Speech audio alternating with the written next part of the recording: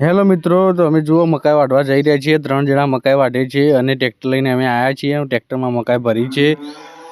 આ છે ઉમંગ છે, ટ્રેક્ટર લઈને જશે ઢોરો પાસે અને આ 3 જણા વાઢે છે। હવે અમારું વઢાઈ ગઈ છે ને એમની 2 પુરવઠાઈ લઈ જશે, તમે જોઈ શકો છો।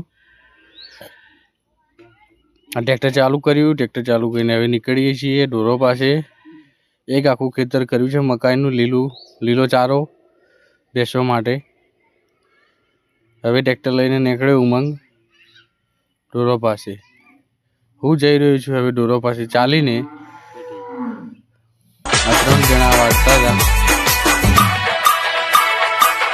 બસ આટલા વિડીયોમાં આટલું છે।